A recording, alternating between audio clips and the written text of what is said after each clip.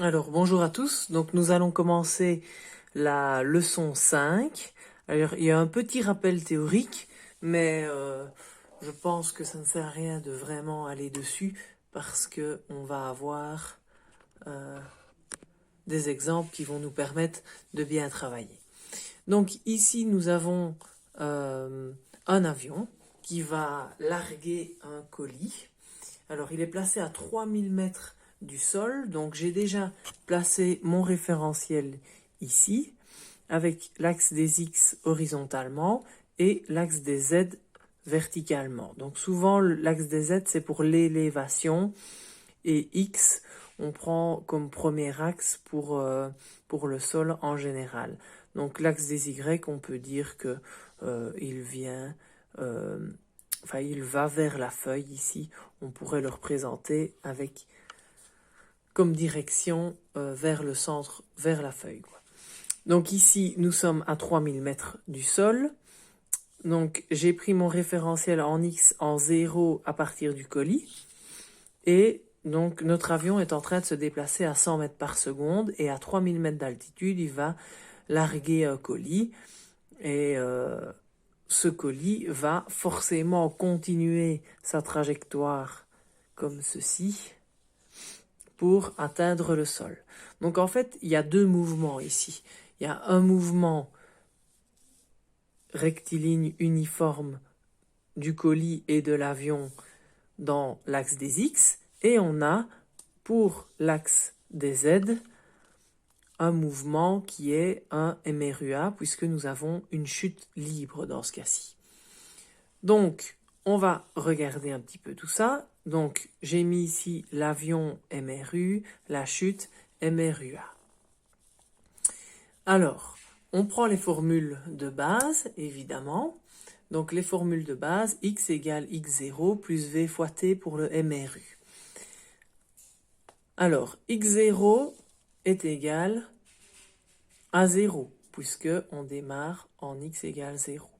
V, c'est la vitesse de l'avion, du colis, donc c'est 100. Donc, ce qui nous donne x est égal à 100 fois t.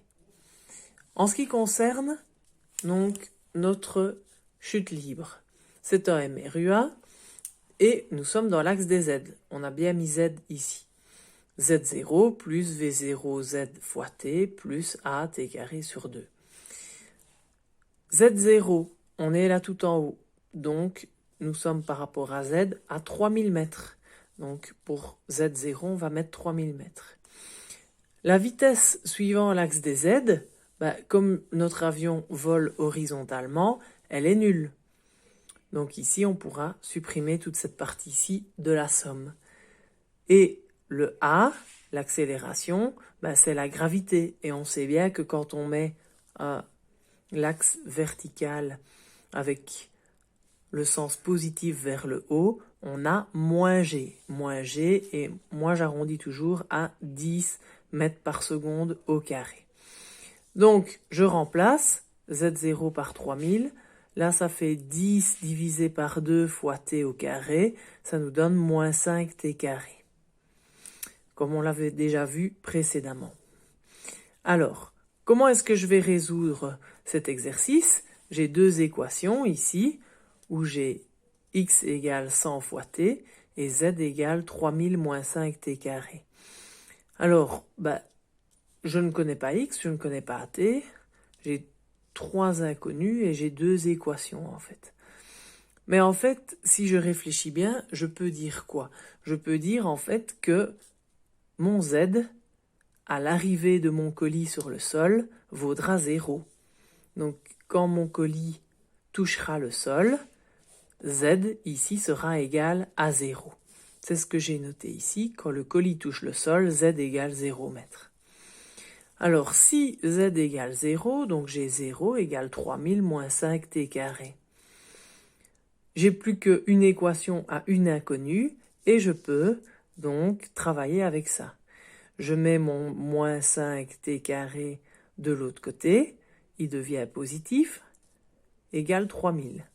T est donc égal à la racine carrée de 3000 divisé par 5, ce qui me donne 24,5 secondes. Donc je sais que ma chute va durer 24,5 secondes.